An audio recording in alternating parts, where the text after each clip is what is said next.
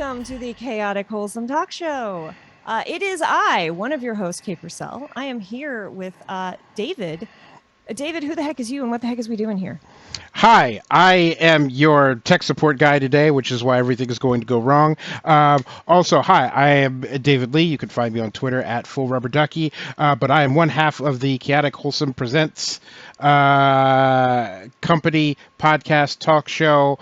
We do things. But today, this is the Chaotic Wholesome Presents Table Talk Show on Tuesday Table Talk Show. Where every week we talk about TTRPG stuff, how to be a better player, how to be a better person, how to be a better GM, all with a focus on intersectionality and inclusivity so that everybody can have a good time. David powered through that after a bunch of setup. So as you'll know, my ISP has been grumpy, so David is hosting all of this today, so it's something of a not entirely new, but a refreshed setup. So if audio balance is off, if anything is really, really bad, please let us know. We've got a bunch of people hanging out and some new chatters. Thank you so much. I'm Kay. Y'all can mostly find me here. I'm other places too. You can find me on Initiative Order tomorrow. And mostly here. Girl by Moonlights on Sunday. But right now, we are here, as you might have noticed, with a very special guest. Thank you so much for joining us, Jason. Jason Cordova works at the Gauntlet Games. And, you know, some of y'all know us because of Godplane. And we hear that some of y'all like horror.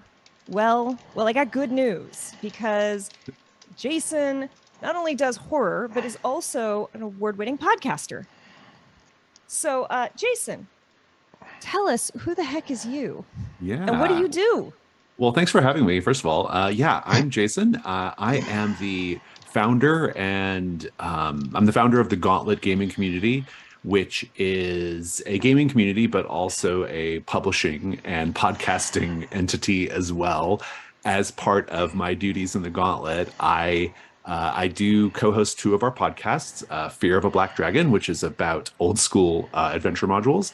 And then I also co-host a show called The Darkened Threshold, which is about the mystery and horror genres as they intersect with tabletop role-playing games.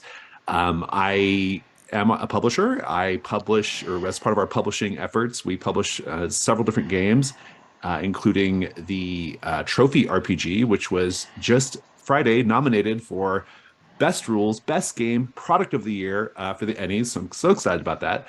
We're all very happy about that. Thank you. And tough competition this year, but you know, we're just happy to be nominated. And so, friend of the channel, Candace, who's been in a ton of things with us, is one of the Ennie judges, and they were like, this year was so brutal. Yeah. I'm happy Trophy snuck in. I'm really excited about it. But I'm not the creator of Trophy. I'm the publisher of Trophy. Trophy's by Jesse Ross, but I've worked on Trophy a lot. But I am the creator of games myself, including Brindlewood Bay, which is a game about elderly women who solve cozy murder mysteries in their little quaint New England town, and also fight a Lovecraftian horror conspiracy going on as well. I am the creator of The Between, which is a game about Victorian-era monster hunters, and Public Access is my newest game, which this image behind me is from, which is an analog horror game about a group of young people who are investigating the literal physical disappearance of a weird public access TV station in remote New Mexico. And yes, that's what I do. That's kind of all of my stuff in a nutshell. So I'm just going to come out and say it, like, just so we're all clear. David loves some Cthulhu horror. Yeah. Okay, like, I love Cthulhu. I do. I tend to sneak cosmic and eldritch horror into just about anything I do. My Starfinder character has some eldritch horror snuck in there. But David goes down a rabbit hole. Nice. Good. Yeah. No. I am rereading my way through HP Lovecraft stuff. When we worked on, every time Kay and I work on Godplane, I end up stumbling into some new cosmic horror thing, just not intentionally, but just sort of like by accident, I happen to be like, Yeah. oh, it's cosmic horror time, and then I'll be like, hey, this sounds really terrible. Let me share it with you. Um, Nice. and yeah, a bunch of like Call of Cthulhu video games. One of my favorite games of all time. One of one of the best scenes. One of the best set pieces in a game of all time is in the Call of Cthulhu Xbox 360 game that I Oh can't yeah, yeah, remember yeah. but like it's based off of over Innsmouth when you go Mm. into the hotel and then you wake up in the middle of the night and the townspeople are trying to get in. Like that section is just like, oh no, this is peak gaming, like right here. Like it doesn't Yeah, matter how yeah. much trash the rest of the game is, this right here worth the cost of admission. Yeah, our games are not like of the ones we published, they don't have any direct like Lovecraft references. They're more cosmic horror than specifically Lovecraftian.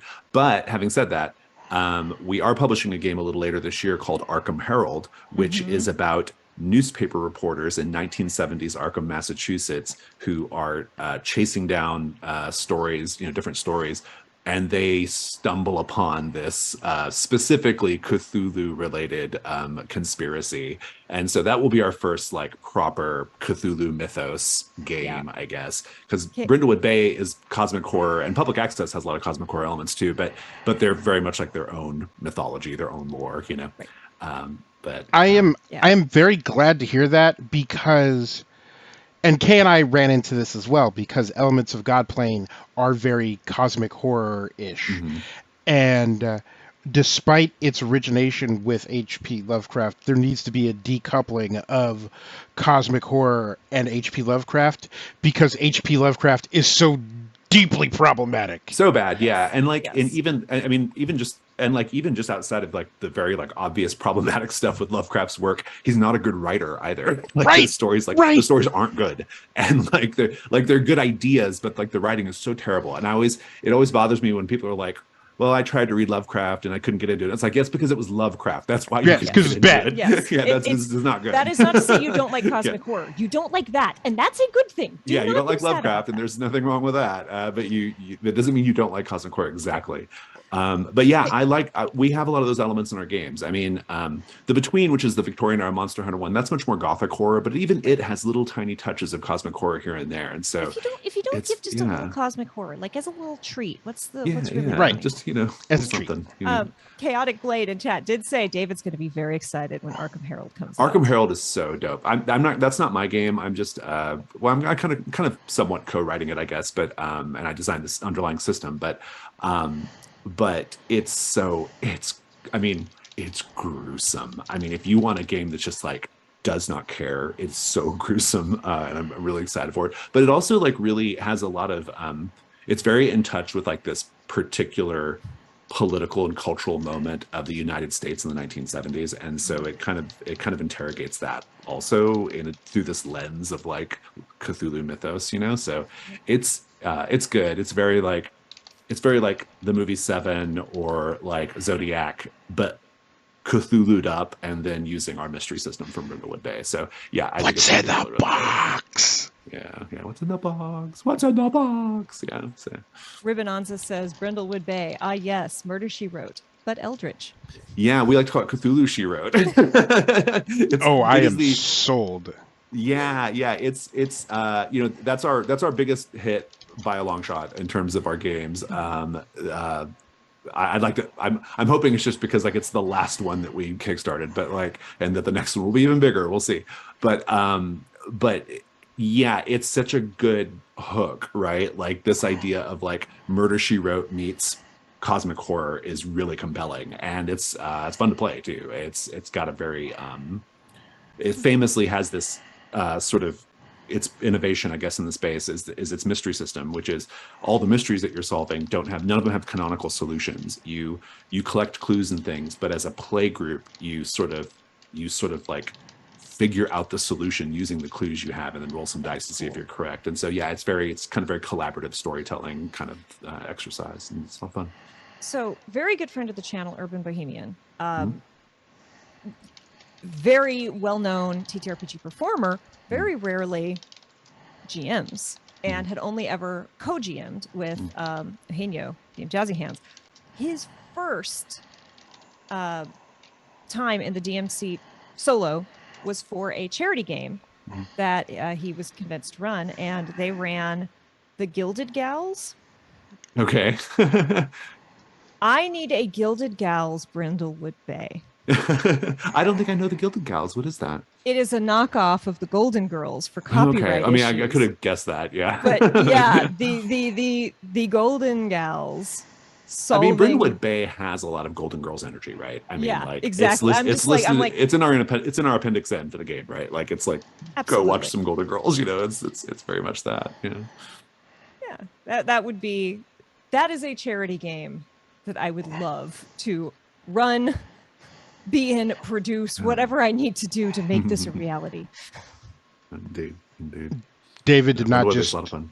Google Golden Girls streaming to find out where he can watch Golden Girls, because like every 6 months or so on Twitter or some social platform, a whole bunch of key moments from Golden Girls shows up, and it's just all shade all the time, and just reminds me that I was too young for the show when it was on TV. So I have to go back and watch that. It holds up so great. I've watched Golden Girls every episode probably 50 times, and it is still so sharp and so smart and very ahead of its time in terms of social issues and stuff, and it still lands. It's timeless. It's a timeless comedy. Yeah, it was. I remember at the time, because I feel like most true horror nerds, I grew up in a very oppressively religious space. Mm-hmm. I feel like horror fans tend to, we come from different ways, but a big chunk of us all have a very similar background. And Golden Girls was not allowed in school because it was too progressive and too interesting. No, we don't approve of the things that these adorable little old ladies approve of. You know, the connections between Golden Girls and horror are a lot stronger than you might think. So Golden Girls, I consider Golden Girls to be queer media. It is 100% queer media, right? Mm-hmm. And at least, for its time, at least. And I consider horror as a genre to be a foundationally queer genre, right? It is, they both in their way speak to this idea of subversiveness, right?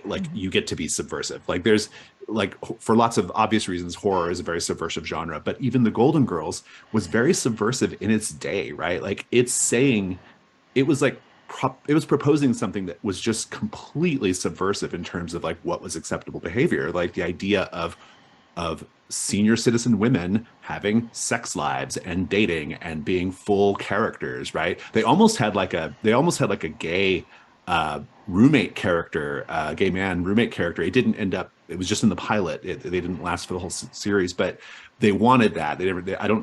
I don't know why they dropped that character, but they never really lost the kind of living outside.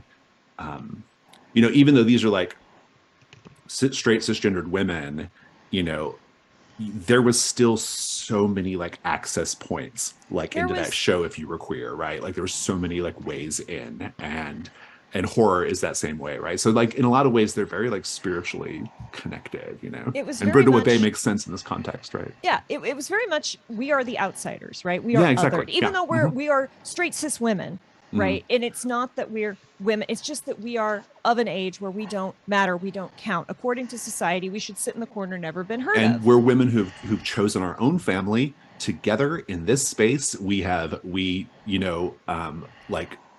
the fact that they chose to the found family idea, right? That's such a queer idea, right? And they did that. And so, yeah, you're right. Anyway,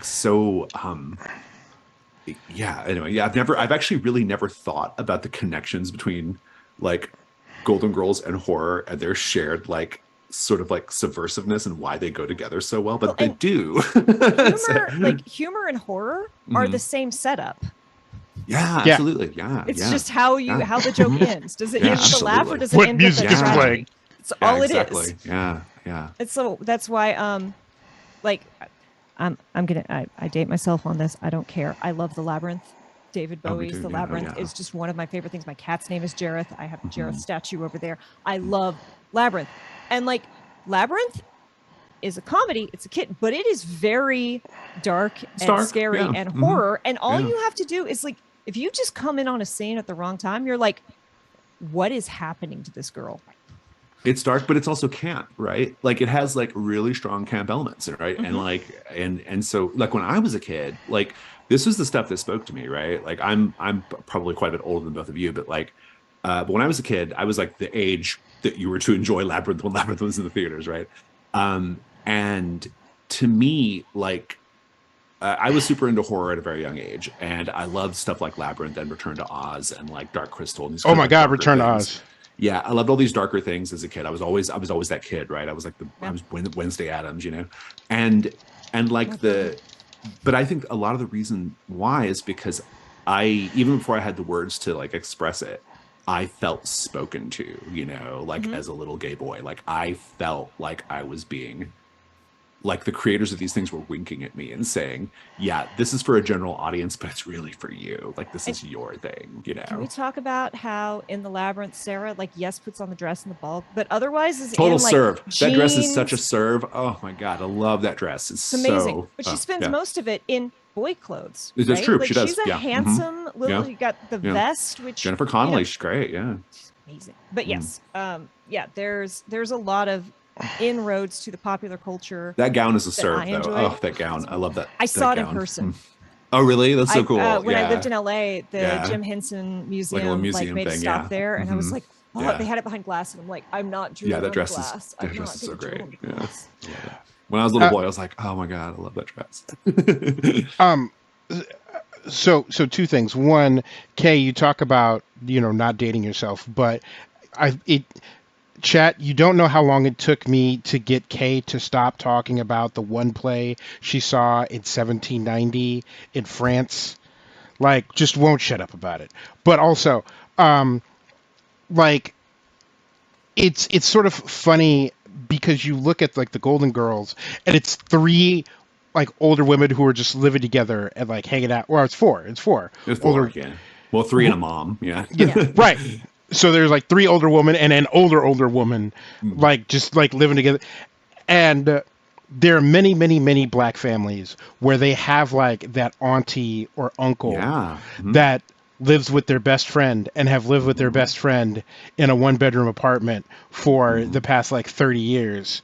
Um, and so like it's very easy like on the outside without ever having like hearing what they talk about, because like they get into like sex and like their ex-husbands and yada yada and like who they're dating now, but just looking at them and they all live together, and it's like this is a shout out to poly relationships. This is a shout Hmm. out to Yep. lesbian relationships. Like, Yep. yeah, it's found family, but also like it's three aunties living together and they have been for a Yeah. while. Like, Yeah. yo, In my family, that's basic. That's a lot of like a lot in my family. A lot of the like sort of like living situations are like that, right? It's like my grandmother and two aunts, right? Like all living together, you know. And they love the Golden Girls, and I think that's probably a big part of the reason why. Like they see something in that, you know, like they recognize something, and it's yeah, it's so great. But, Signal Station says the rules for who ends up as the final girl in an elderly community are slightly different than the horror genre. And also, true facts: the Golden Girls are considered the OG D&D party. oh, interesting. Blanche is a thief, Sophia is a wizard, Dorothy is a fighter, and Rose is a cleric. Oh, that's interesting. Those are interesting wow. assignments. Yeah, I'm trying to like. I can definitely see Rose as the cleric for sure. I, Mike Merles tweeted this. okay, interesting. Huh. I will.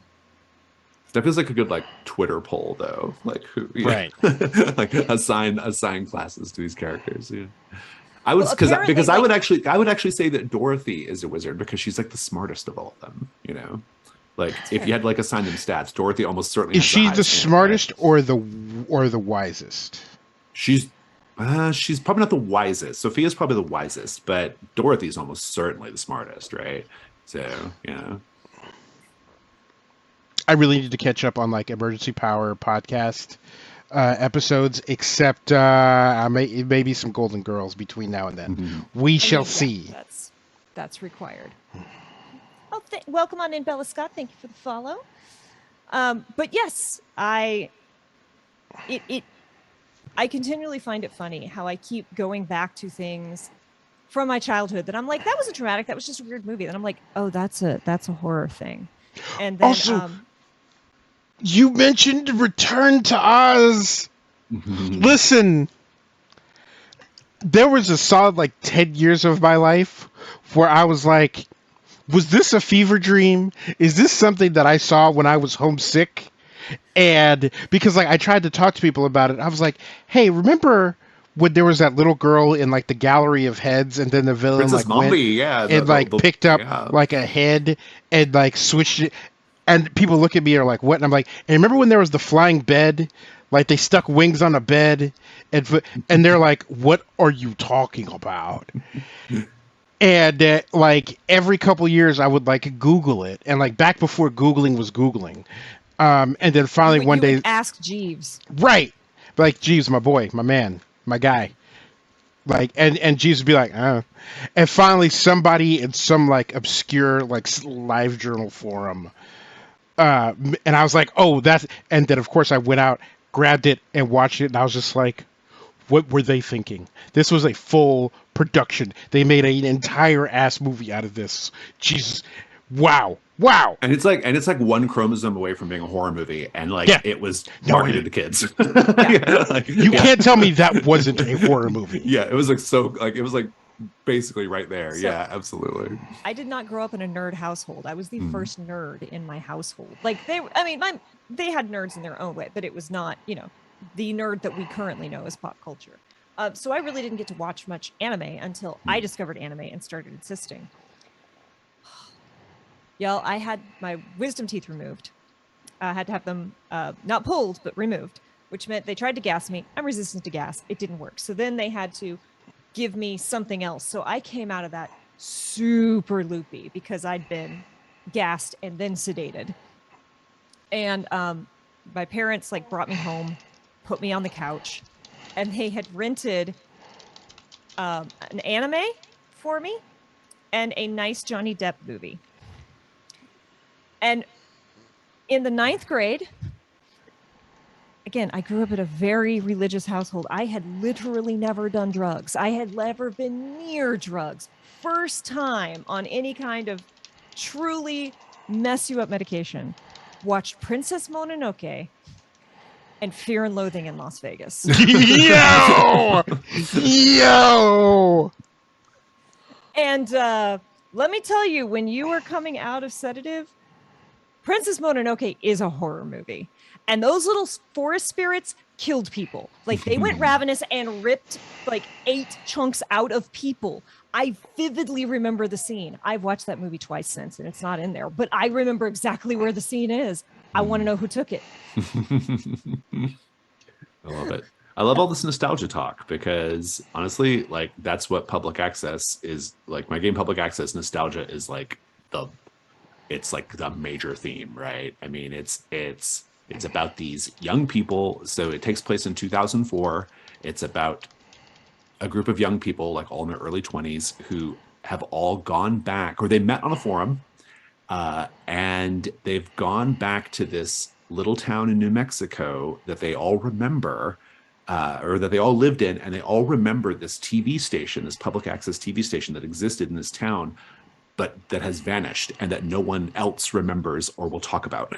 Right. And so they're going back for a summer to investigate, like, like, did this thing really exist? Like, are we just imagining this? And while they're there, they uncover other mysteries that they kind of get to work on, and all these things are like kind of very dripping in nostalgia, this idea of like a certain idea of childhood in the late 80s and early 90s,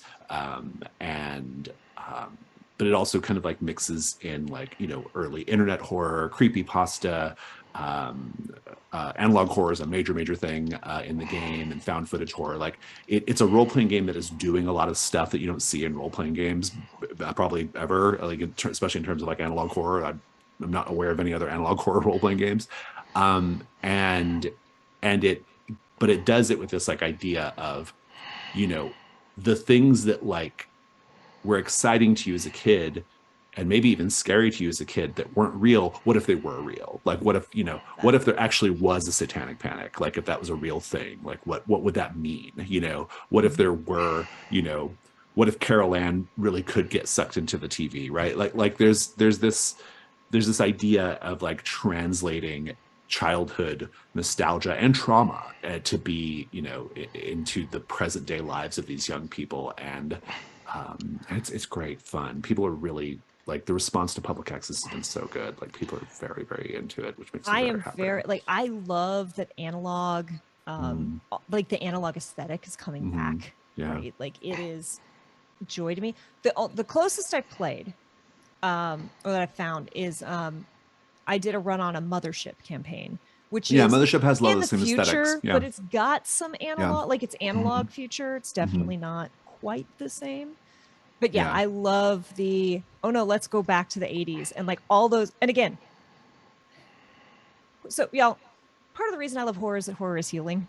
You get Mhm. to address like I had this whole rant and it doesn't work now because the MCU is out and everyone knows these characters in a different way. But like if you were a comic book fan before the MCU came out and you told me your favorite comic book character, I could tell you a lot about you and your morals and your values and what you struggled with because people don't care about Spider-Man because they are concerned about being bitten by a radioactive spider, right? They feel overwhelmed with responsibilities and like they're, not able to handle it. I grew up in like this religious oppressive thing and all of this stuff was very real to a young child with a very vivid imagination. And so most of the adults in my life, hey Hype Goblin, welcome. Most of the adults in my life were like,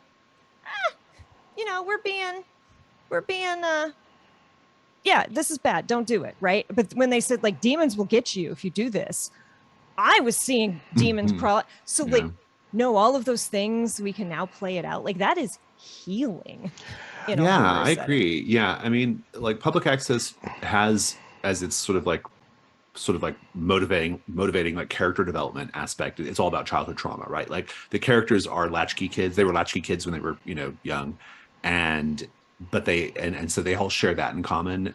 But they all like have something that happened to them as a kid that they're kind of working through, and this trip is in part, they don't know that to start, but it's in part to sort of help work through that trauma and kind of push through it. And you sort of discover those things about the characters as you play over the course of sessions.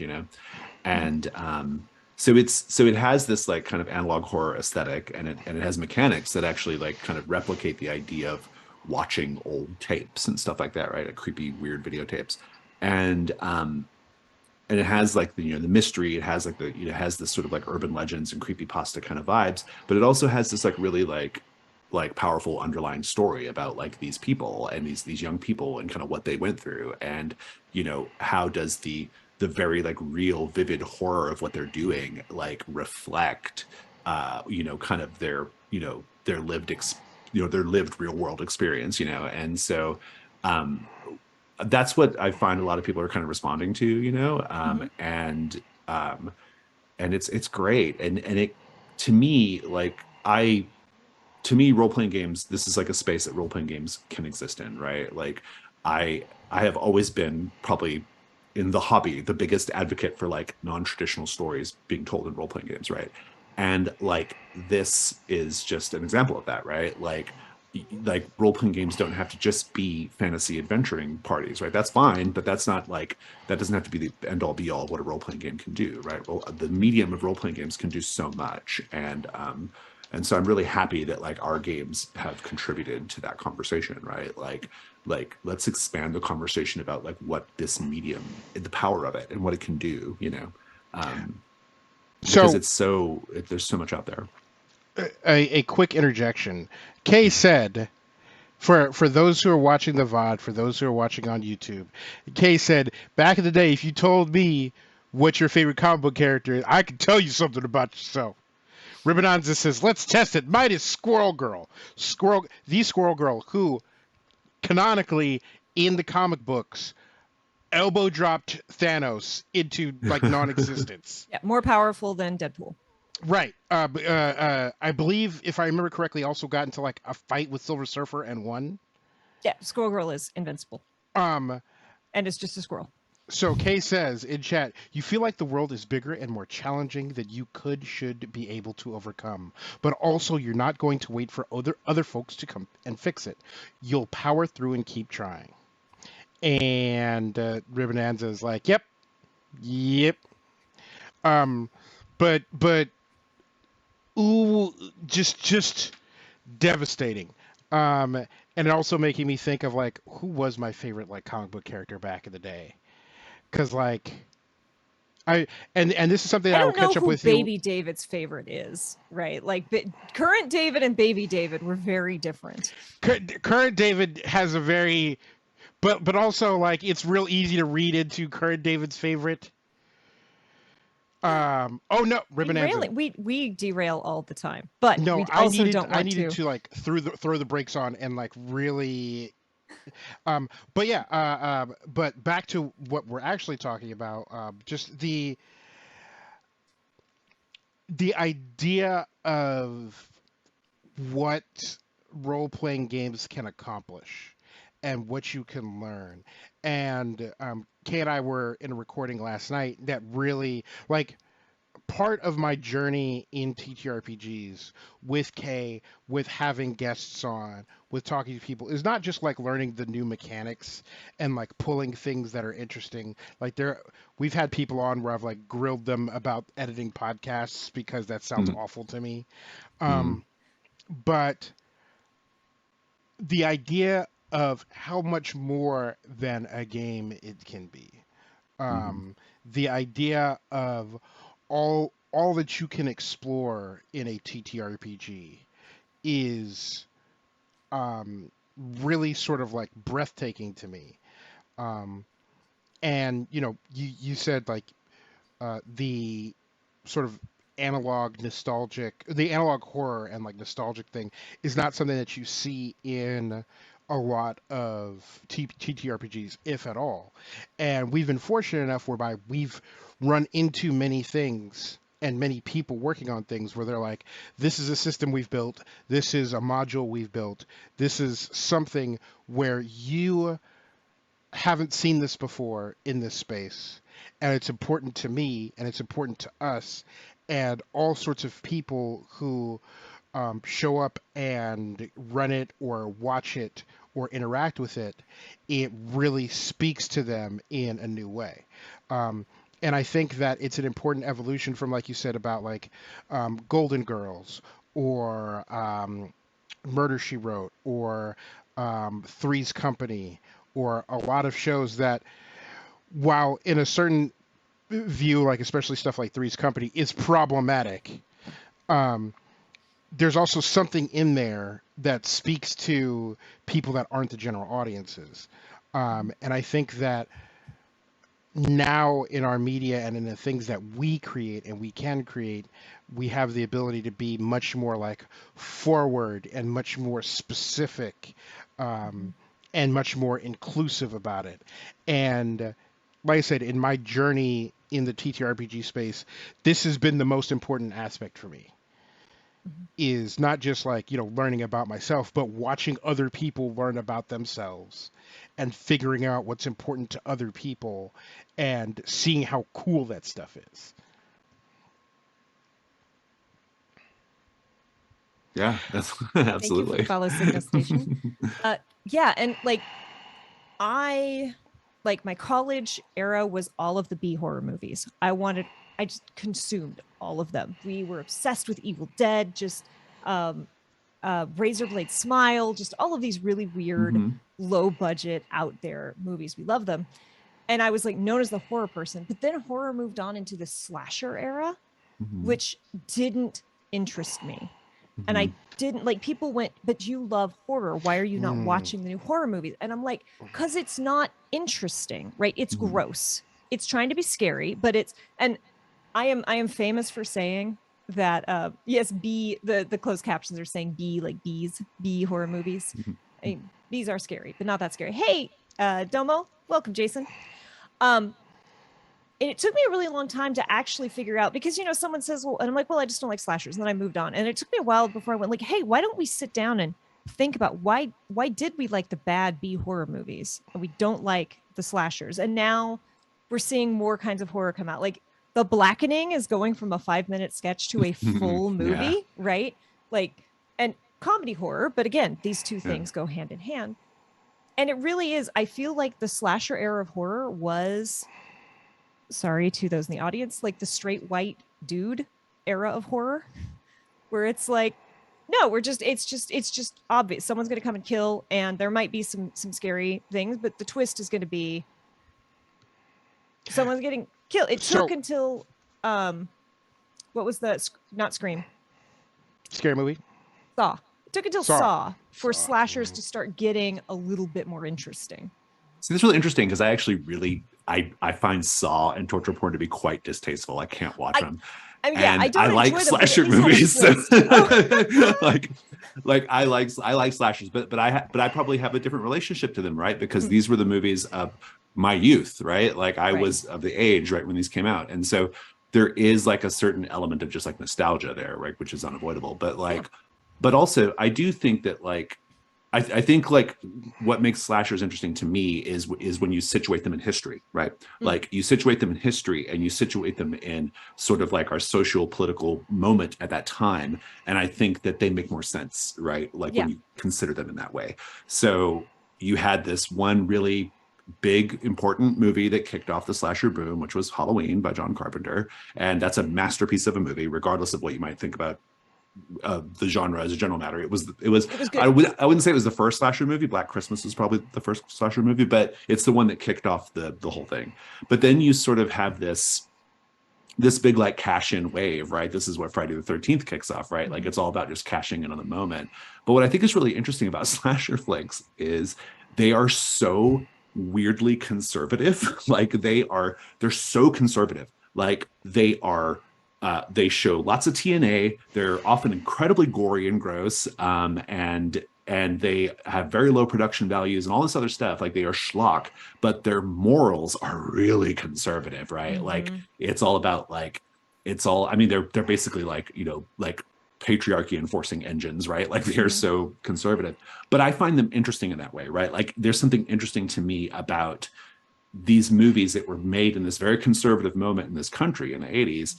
Like what were they responding to? Like what were they, like what was kind of going on under the surface there, Yeah. And so I find that really interesting. I think that like even within the slasher subgenre, you have a lot of development over the years in terms of like what that subgenre means. Obviously, like Scream comes out and kind of changes the whole narrative about slashers, and then you kind of get the torture porns in the early aughts and all that stuff. Like there's a lot of evolution there, right? There's a lot of stuff, to like talk about when you talk about that subgenre. There were a couple towards the end that like there was one where it started out like a rom-com, like it was Cillian Murphy and this chick on a plane. Oh, and it started out, it looked like a romance, and then it turned into Red Eye. I don't think I've seen this one. It starts out, it sounds like it's going to be a rom-com. Like it seemed like they're like, oh, like awkward meeting on a plane, right? And their seatmates. And then it turns into a slasher. And I'm like, oh, that's fun. And then was it Sunshine? There was a slasher in outer space. There's a role-playing game. There's a role-playing game that came out like in, I don't know, it was like 2010 or something. And it was really controversial at the time. I don't think anybody even remembers it anymore. But what it was it's a 2-player game. And the person who like learns the rules and presents it to the other player, they don't tell the other player like what's really going on in the game. It has huge consent and play issues, which is why it was so controversial. But what it is the player who's not in the know, they think it's a 2-player game about like a meet cute romance. Like it's like 2 characters getting together to be like, fun. What they don't realize is that what it's actually about is it's a serial killer game. And so the one player who knows what's really going on is gradually narrating things that show it teaches you grooming. Yeah, it kind of you kind of like narrate your character like, oh, like they're watching you. They just happen to be outside your house randomly, like when you step out onto your porch, that kind of thing, right? And it was a super controversial game. Like it made the game like was super super controversial, and it's not the kind of game you can just bust out unless the person who you're playing it with will absolutely receive it in the right way. But Right. but that movie that you mentioned made me think of that. Like, Yeah, like that's definitely talk about the subverting feeling. expectations. That's That is definitely the feeling of Red Eye. Like, and they did make Yeah. it clear that it like this is a slasher, and I was like, I think too part of the reason slashers didn't completely appeal to me is I am infamous for I have yet to get past the first episode of Luther because I find car chases in movies and things very very boring because they're either going to get away or they're not, right? Like I don't get back to the story. I'm not excited for this part. And slasher, so much of it is, are they going to get away? And I'm like, I don't care. And then there's often not much story either. I like a moment of like, oh my God, is this going to happen? Okay, now let's move on. But when the whole movie is, are they going to get away? I'm like, okay, can we skip to the end? Right? Like, I don't have time to watch the Hunger Games. Does she make it to the fridge? Wait, Luther, the TV show with Idris Elba? Yeah. The first 20 minutes of it seems like is a car chase, and I can't get past it. I keep trying.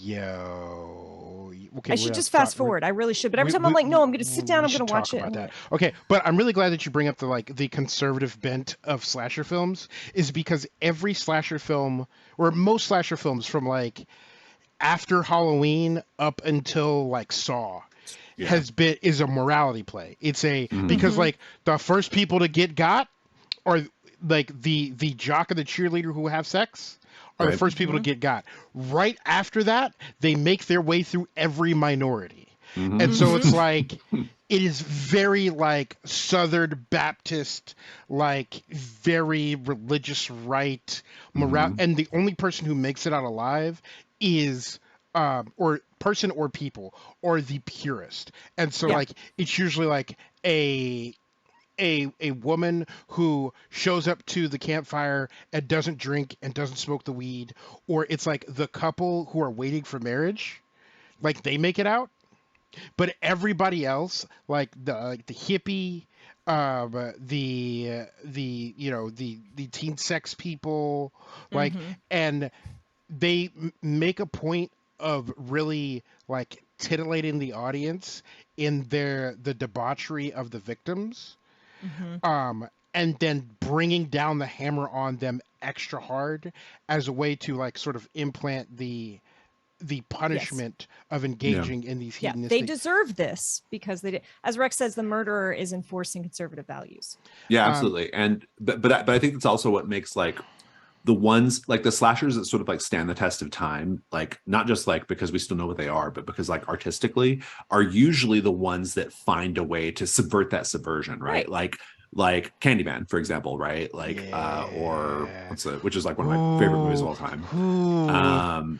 Even Child's Play to some degree, right? Child's Play in a lot of ways, it kind of messes with the formula. It kind of disrupts what has become common in the subgenre, right? And it's a really fascinating topic. If there are people who are watching this who are interested in really really deep dives on the evolution of horror subgenres, there's a podcast called The Evolution of Horror, and it's excellent. It's so good. They basically pick a subgenre and they spend 15 episodes showing how that subgenre changes over the years, and it's really good. It's such. Well, now David's going to be even later to the EPP. Yeah, just awesome every slasher film that I've loved, I've cheered for the killer. Yeah, well, that's the thing. Well, and that's the queer part, right? That's the queerness of it. You are I always think. Sorry, I don't mean to cut you off, but I feel queer audiences and queer people I think that's where the winking from the creator comes from. It's saying, look, this is the part for you, right? But sorry, cut you off. What was the 80s horror movie where the monsters were supposed to be the good guys? And then the studio was no one will watch that. And so they, after shooting it all, edited the film to make the monsters the bad guys, and it completely flopped. I don't know, but that sounds like something that would happen. Yeah. I'm trying to find it. The creator, 10 years ago, maybe, finally got the rights and the resources and edited the movie the way it was supposed to be. And I got to go to the premiere of that. And I'm trying to find it now because it was so And I know, like, I'll say it and you'll be like, oh, I've heard of that. It's so weird. Chat was saying Nightbreed. Is Nightbreed it? Is that it? It's night or it's moon. So while Kay looks that up, like Candyman. Love it. Candyman is a movie not about a vengeful spirit per se, but about a representation of the anger and injustice of an entire community. And so you sit and watch Candyman, and then you sit and watch the sequel, and me as someone who is descendant of these communities, I'm sitting there cheering. I'm like, go get them. And then like the same thing with Saw, like especially the first three movies, like that trilogy, where it's like laser focused, and it's the guy whose name I can't remember, who's now responsible for the Conjuring universe. He was the director for the first James three. Wan. Yeah, James Wan. So what's cool about the Saw films, and I'm not going to go on a whole tangent, is they promoted. So like the director of photography, or like the assistant director became the director of like Saw 4. The director of photography, like eventually like by Saw 6 was directing. Anyway, but those first like laser focused, all of Jigsaw's victims were all shitty people, and it's not. And he didn't set him up and be like, all right, I'm going to kill you now. He's like, I need you to look in the mirror and see how terrible a person you are, and then make a decision. Are you going to continue being this terrible person, or are you going to give me your pound of flesh and walk away clean? Like, it's about redemption. And the whole time I'm like, I hope you don't get redeemed. I hope you don't leave that pound of flesh. I hope you get got. But yes, chat, absolutely. It was Nightbreed. There was a new cut that came out. I don't know how readily available it is, but there's a cut which is the actual how it was supposed to be, where the monsters are the good guys. Love it. Sorry. Well, David. speaking of like killing bad people, I will pivot to Trophy, which is our game that was just nominated for a bunch of Emmys. So Trophy, for people who don't know, Trophy actually deals with those themes, right? Like, so it's about a group of doomed treasure hunters. It's a dark fantasy. We call it horror fantasy game. They go into a forest or some forgotten place that does not want them there, and they are all dead or broken by the end. And because what's really happening is they're your characters, but they're kind of the bad guys. Like they are going into a place that they don't belong to plunder it, and they are going to pay a price for that. And that price is that they are going to be at each other's throats by the end. They're going to be clawing their own eyes out. They're going to be lost to the forest, right? And that's kind of what Trophy's whole deal is. And to me, that's one way to really, like when I don't remember, this might have been off stream, but we were talking about like ways into horror, like the way you can get into the genre, and this is like one of those ways, right? Like when you understand the characters as someone who is morally compromised, who maybe in some way deserves what's happening to them, right? And that's the fun of playing Trophy. It's this idea of like, okay, we know these characters are basically doomed, but we're going to play them to the hilt, and we're going to give them the best possible, most horrific ending because they deserve it, but also it's fun and we're going to enjoy that, so it's that's the space that Trophy plays in, and I think that's what a lot of people have responded to with that game, like this sort of really particular kind of feeling, right? Like it's not power fantasy, it's not it's a fantasy game, but it's not like a traditional framing of adventuring parties and stuff, right? And so and I love it for that reason, which is why I wanted to publish it. And but yeah, horror as a genre there's so much possibility, and there's so many subgenres, and there's so many different ways to like get into it, and so many different like things you can do once you're there. And which is why I'm always like really surprised when people like just say in a blanket way, I don't like horror. What they usually mean is I don't like gore. That's almost always what they mean, right?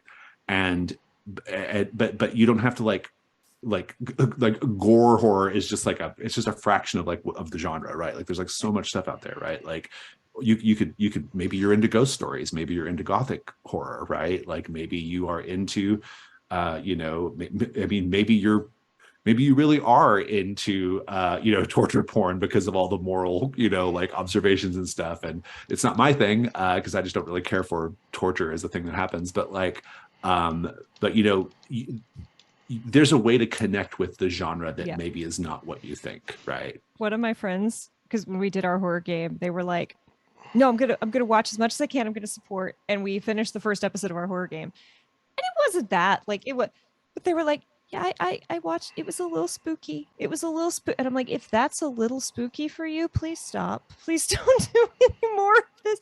Because even though we do a lot, like I think Herb described the game perfectly as consequence horror, which sounds a lot like what Trophy is.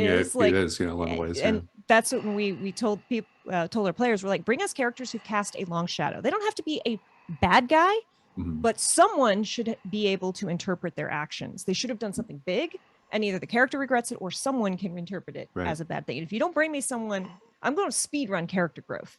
So if you don't bring me someone flawed, it's not going to be very fun. Also, Candace the Magnificent is hanging out in chat and said, Trophy nomination, well deserved. The box set is amazing, and I'm proudly displaying my copy in my home. I cannot wait to play it. Hooray, hooray. It's beautiful. We made a beautiful set of books. They're so pretty. So yeah, I really love using horror to like heal from things that you're not necessarily aware you're healing from. I like love you're that. Facing things indirectly and in safer ways.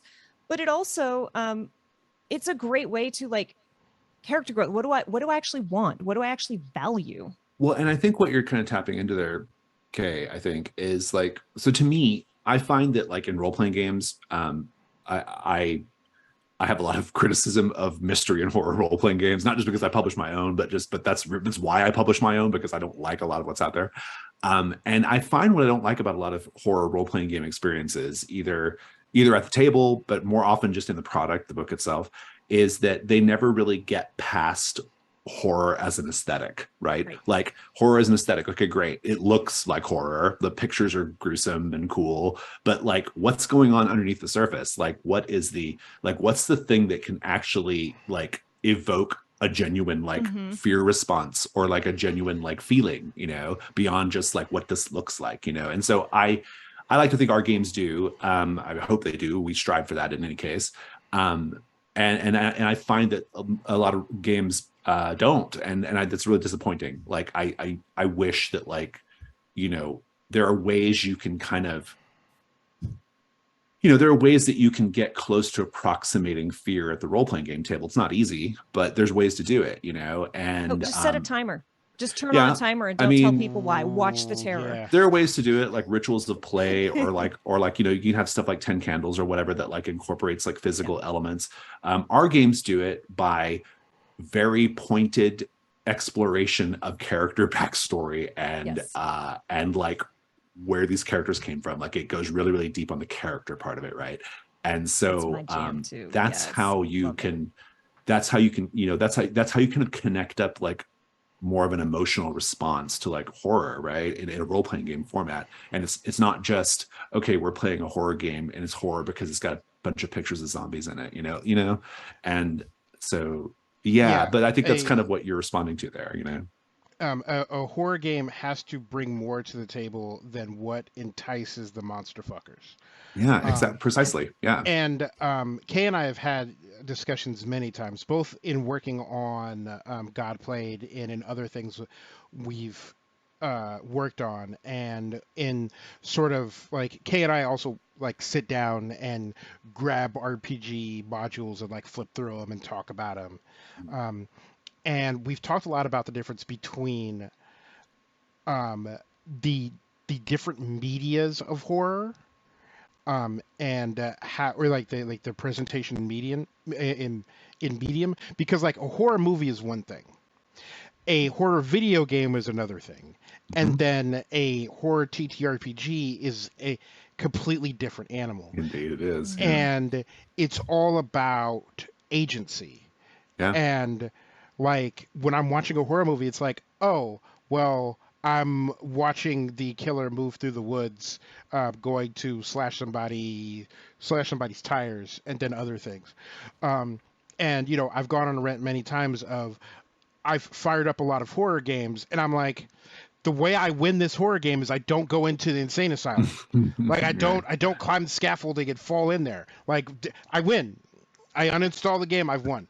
But with with horror TTRPGs, um, you often have like sort of like your power gamer classes that show up. Like you'll have an artificer, you'll have a cleric or a paladin, but then the journey that they go on is in a lot of ways completely separate from the powers that they have. Mm. Um, and there's much more of an explanation of like, okay, so you're a cleric. Why are you so devoted to this god? Why is your faith so strong? When your god does this, or why do you feel allegiance to this god? Would you do these things? Um, and redemption, and not necessarily punishment, but like what Herb said, like the consequence Yeah. of both your past and then like the things you do now. And like the real horror is in the choices you have to make and then Yes. seeing Yes. like you have to reach out and touch the thing. Yeah. Yep. And just like I can go for the video games, like, listen, I don't get into the insane asylum, therefore I win. Like you in a horror TTRPG, it's very much like, well, I have to stare into the eyes of this thing and Hmm. then figure out who I am and what I'm about. Like not even where I am or like what like the mechanical goals are, but the real horror is like the mirror into the self and and owning the space you occupy in the abyss that everybody is afraid of. The real horror in a TTRPG is after you've made the big decision, after you individually or as a group have done it, and then you camp and everyone's Mm. sitting around and the 1,000 square stare of what did we just do? Are we going to talk about it? That is where the meat to me, like if you David, you said set it up something. right, that becomes terrible. David, you said something really interesting about about the medium, right? And like the needs of the medium. This is something I'm actually really super interested in from a design standpoint. I talk about it all the time. And this is when we talk about like the needs of the medium, I also think about it in terms of like the power of the medium, right? And to me, there are I am such a like devoted believer in like the power of tabletop role playing games to do things and what their strengths are, And so to me, there's really interesting design space about where you're trying to like essentially leverage the strengths of the medium of tabletop role playing games, right? And so this is where Brindlewood Bay and the other games that are derived from it, where the mystery system comes into play, right? Because when you're talking about like mystery books or mystery movies and also horror books and horror movies, those mediums have advantages that role-playing games can't do, right? Like we don't have visual effects, we don't have forced perspective, we don't have like a single point of view narration or whatever, right? Those are all things that those mediums can do. But the thing that role-playing games do that no other medium does is collaborative storytelling, right? Right. Collaborative storytelling is what role-playing games are good at. And so that's why I designed Brindlewood Bay's mystery system, which would also become the mystery system in public access in the between and all the other games. The mystery system, I designed it that way because it intentionally leverages the power of role-playing games, right? Like, okay, what if the solution to the mystery is not written down in a book? What if it was not written by an author, but we as a group are going to author the solution to the mystery, right? And I think when people are playing it, they may not think about it in those terms, but that's what I think when they have a good experience, at least, I think that's one of the things they're responding to, right?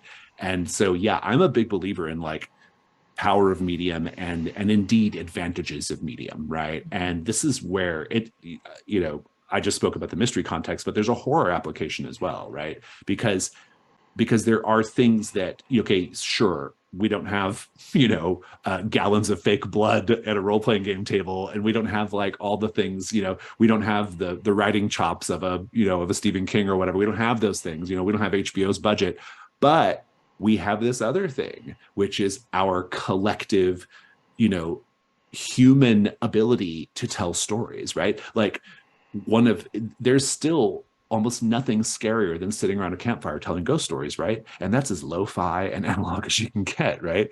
And so role-playing games can tap into that, right? And I like to think mine do, and the ones that I like do.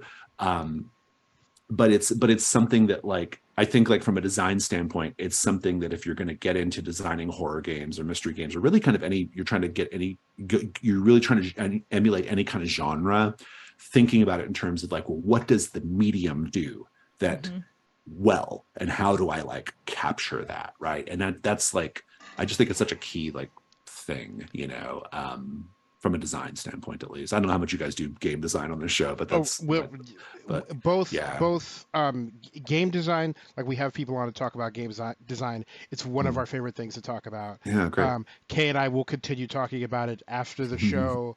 And Kay will have had a very long day and needs to go to bed, and I will still be like yelling at her about something. Nice, but like, yeah. Going back to what Kay said earlier about how comedy and horror are two sides of the same coin, is they're both about building tension. And you can have all the fake blood that you want. You can have all of the lights and cameras and budget. And like you said, like the first scary story was told around a campfire. Yeah.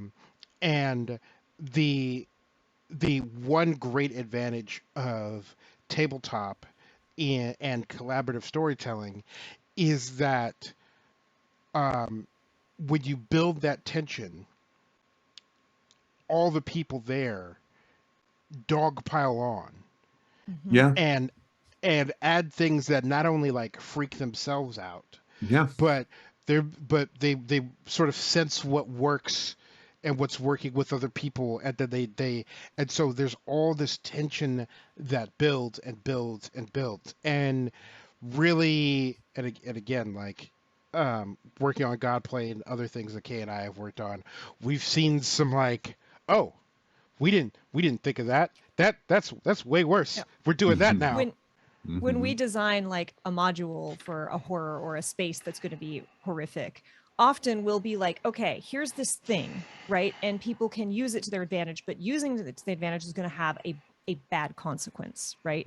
So it will help you, like in one of ours, there was just a zombie swarm. They had to get through 250 feet of just zombies swarming like ants. And there were corpses wrapped in like a spiderwebby silk thing. And if they carried something with them or cut off some of the webbing, the zombies would stay away from it. But they were making con saves because insects were trying to bite and crawl into their skin. And so people have come up, like, we kind of, I think personally an important thing, and a lot of like what you're doing with the mystery system is like, there shouldn't be one answer. Right. There shouldn't be one solution. You should give them a couple options and then see what people do. And there's a long running joke about, you know, a text post that was like, party is camping for the night. I say wolves howl and open my, you know, wolf pack stat block. And someone says, is the moon full? Is that a werewolf? And it's like, yes, Googling werewolf sure is. Like, that is the key if you want to run a good horror game. And this is not out yet, we can't talk about it, but this happened to us this week. We were running a thing and we had an idea and someone said, I'm going to do this even though it's going to do blank. And I'm like, oh yeah, we're doing that. We're doing that instead. That's a better idea. That's exactly what it's going to do. And if you let people, like, yes-anding is never more important than in horror. Absolutely. I agree completely. And a lot of the stuff that you've described, like, you know, I build that stuff directly into our games, right? Yeah. Like when you enter a new location, every location has a question that gets posed to the whole table that you have to answer, which essentially like builds up a picture of the space, but also like a thematic, it kind of builds up an idea about a space, right?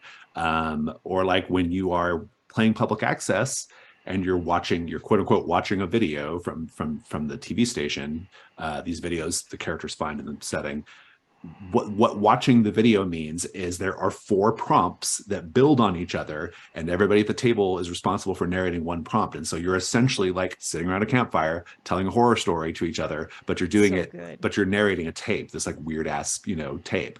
And so yeah, like all that stuff is great. I agree completely. And indeed, you can build that into your game at the mechanical and procedural level. There's no reason why it has to live just in the like talents of the GM, right? Like it can absolutely be at the mechanical and procedural level in the game. And I think that's what like that's been a focus of my design. Like my design's has always been about like, okay, here's all these things that I know work at the table because I'm a very, very seasoned GM, and I still to this day run 4 games a week, and like I'm a very seasoned GM. Impressive. And I run almost entirely for like in a public way. Like I never know who my players are going to be, and like, but you learn things, right? You learn what works, you learn what techniques work, and so I've tried to like hardwire all that learning at the system level, and so that other people can replicate it. And so I hear stories all the time. People are like, "Oh man, like Brindlewood Bay was the first game I ever was the GM of, and it went great." And I love those stories because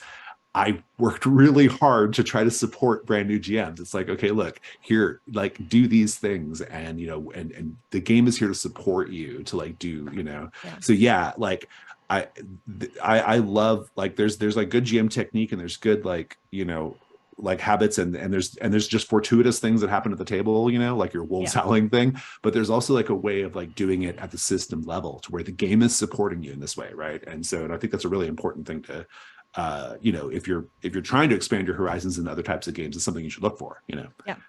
And that is something like David and I have been preaching. We have like most shows, we have a lot of players who play the dragon game, right? The dragon game, or what they mostly play, or the only thing that they know. And one of the things we evangelize a lot is like, let your prompt your players to say things. You walk into a bar, so-and-so, you see the most attractive person you've ever seen working behind it. What do they look like? Right. And so having that built mechanically in is just so well. And nice. like, and you can go one level deeper, right? Like you can say, what does that person look like? That's almost like the easy question. What the question could ask, which is the deeper question, which is looking at this, the question can be looking at this person, how can you tell they've had a hard day?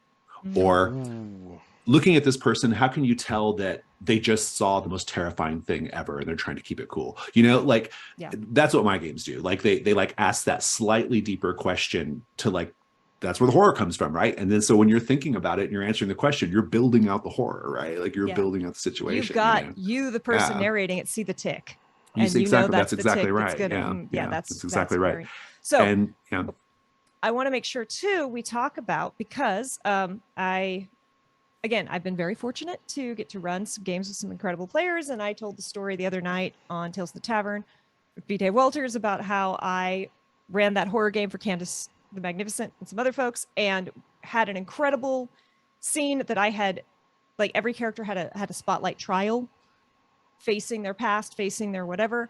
And I was super lost in the sauce of making sure I got this narration right. And it was one of those where I had written the trial for my friend behind the character. Like, yes, it was for the character, but it was actually for my friend. And so I do this whole narration and I'm making sure it's on point. And then I look back and Candace is there with Candace has incredible big brown eyes filled with tears. Like, and I'm like, oh no, did I do the bad? Is this the good or the bad? Did I do the bad cry? Am I a bad friend? And that was after knowing Candace well and having done 2 pages of consent checklist, lines and veils, boundaries, all of those. And I know that you've done a lot of work in safety tools. And I would love, because we were doing safety tools before that was even a thing. Before that was even a phrase people knew what it meant. We were doing safety tools. Yeah.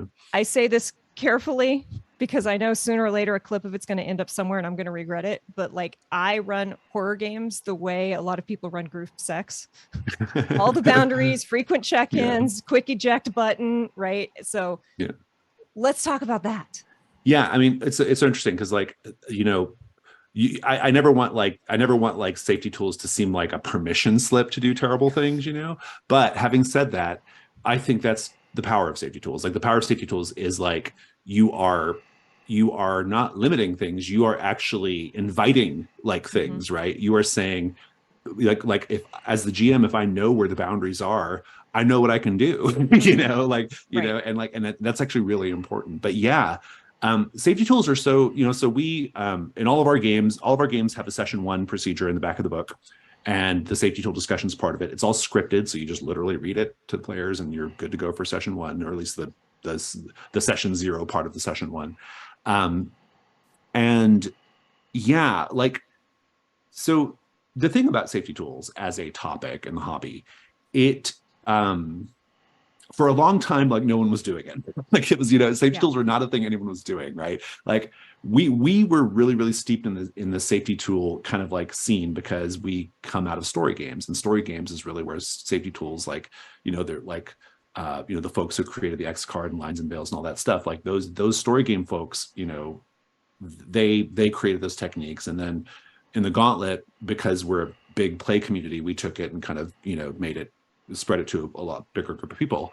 And but in the early days, you know, it was not uncommon at all to go to a convention and I would be like, here's the X card, and have like everybody at the table look at me like I was, you know, like from Mars, you know. And so it's just a game, be tough about it. Yeah, or just didn't know like what I was talking about, you know. And so I'm really happy that like safety tools have become such a like you know, maybe still not as widely as they should be, but they're at least like a much more established thing than they were, say, 10 years ago, right? And so just as a general matter, like I think I'm really happy that we've kind of moved to a place where like those of us who are like, you know, like nerds about topics like consent and play and like, you know, and bleed and boundaries and all that stuff, like I'm glad that like it's at least a conversation people are more willing to entertain than they were years ago, right?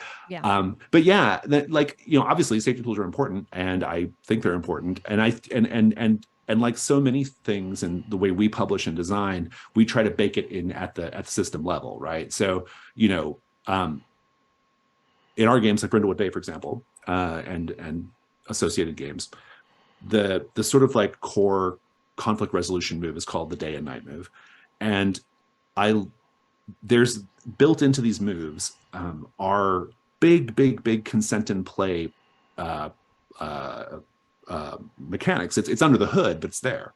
So what you do is, you know, a character is about to do something according to the move. They're going to do something risky, or they're going to face something they fear. And so they're going to roll some dice to see how they do. But in the middle of that process, they have to, the keeper asks them, what are you scared is going to happen if you fail? And so the player says, well, I'm scared that I'm going to get trapped in this, you know, closet, or I'm scared I'm going to fall down this, you know, hill or whatever, right? And if it's the night move, the keeper says, it's worse than that. And they say a thing that makes it even worse than what they were scared of, right? And at that point, the player can spiders. Yeah. The player can back out or not back out. They almost never back out because you know, it's fun to like, you know, embrace danger or whatever. But what's really kind of happening there is this conversation between keeper and player. Yeah, we're talking about the fiction, and we're having fun, but what we're also doing is we are negotiating right now. We are consenting to a certain thing in the play right now, right? Like I've told you your character can die right now. You've accepted that as a possibility, and now we're going to roll dice to see if it happens, right? And so this idea of like consent and play, a lot of safety at the table issues come back to that, right? Like I find in a lot of cases, obviously you have like content that's triggering, and that's stuff that you got to be mindful of, and the lines and veils and stuff are great for that. But a lot of times when people like are at the table and they have like a bad experience, or they feel like, or they say they feel unsafe, a lot of times what they really mean is the game went in a way that defied my expectations. I had a certain expectation about how this was going to go, and it did not go that way. And so my defied expectations put me in a bad headspace or whatever, right? And so you can handle those issues at the system level. You can handle those issues at the structural procedural level, at the presentational level, right? So we developed a technique in our spaces called CATS. And now lots of games use it, but it's an acronym that stands for concept, aim, tone, and subject matter. And you run through your CATS at the top of like when you first start playing a game. And what you're doing by running through the content, by running through the aims of not just like it's the aims of the players, the aims of the characters, aims of the play group, the tone, and then the subject matter, which includes the safety tools discussion. When you run through all that stuff, you are basically solving 75 of potential table problems, because what you're doing is you're establishing expectations. You are setting an expectation for what is going to happen at this table, what this game is about. And that is where like expectation setting it's really what's happening in a lot of these conversations, right? And so we believe in like handling this at system level, at a structural way, but not every game does, obviously, and that's where other techniques and things happen. This is a safety issue as well, in a sense. It's just a good play issue, if nothing else. But I think more games should have debriefs built into them, right? Like after the session is over, you should debrief. We do a debrief called Stars and Wishes. That's our preferred debrief. But just something that, like, again, allows people to process, right? Like, because you may have had a great time in the session, or you might not have had a good time in the session, but you don't know how to say it. And then you go home. Well, that's not necessarily great, right? Like you go home and you're like, things are running through your mind and you're starting to like question things, and you could have avoided all that by just taking 10 minutes at the end of the session and saying, hey, let's debrief. We like Stars and Wishes because it's a structured thing. Stars are things you liked, wishes are things you hope for next time, and it's very positive. And I think a positive approach is a good approach. But that's all safety in play, right? That's all consent in play. And so, yeah, we've been deep in this issue for a long time, and I think you should think about safety from a game design standpoint at the system level. Like, there's no reason not to. You absolutely can. Post-game cool down is so important. And I literally, again, we had a game. So first off, Run Horror, it's the dragon game, so it doesn't have all the cool, beautiful built-in things. But I came in, I'm like, this is what the game is going to be. This is horror. Every single time we've done the horror game, the players have pushed it further than I, the GM. And at one point I had to stop a player because I'm like, this is reaching a thing that is not going to be fun for an audience. In the moment, in the sauce, this is great. We have to, you have proven. Oh yeah, a Twitch stream this character. Considerations are totally different, right? Yes. Yeah, like really different. That happened to me when I was playing a game recently as well. Anyway, continue. And but like we had a game that was, hey Piper, welcome on in. We had a game that went so much darker than I had ever planned, because of the players. And we had a check-in after, and I messaged everyone the next morning because I'm like, did you go home and stew? Are you okay? Do you need anything? And I try to do that like after game, but then also as the GM the next day, or if my character and another character were in conflict, message them, be like, hey, I hope like that was not like, are we cool? Do you need anything? Because check-ins are great. Like there's so many like little, like before I got into publishing and was just a kind of, community game organizer or whatever, that was one of my favorite techniques, is just the check-in, right? And because we would play, we would often play face to face, and it's so easy on a break just to be like, is everybody cool? Like, are we all good? Like, or if there was a scene that was particularly heavy or went to some dark places, nobody X-carded it, nobody said anything, but nevertheless, it may not hurt to check in with that player and say, are you cool with that still? I love when you're doing a Twitch stream and like everyone on the screen is like, and then the private chat is like, I love you so much. I'm so sorry, my character. I want to say just real quick, and I know David got, but I just want to say, I think you actually pinged on something that I have long attributed to control issues, and I don't think that's what it is. I traditionally, and this is not to say I don't like them, but I can't do them for long games. I have a really hard time with a lot of rules light systems. And I've always attributed it to, it's a control issue. I don't know what the consequences are going to be, so I can't make an informed decision. And it's just that I think off what you're saying, it just clicked. If it's like, oh no, it's just, I have no idea. Like, if I have to crit in order to have the thing I want to happen, then there is a 90% chance the game is going to go in a direction that I do not know what it's going to be. I have no control over.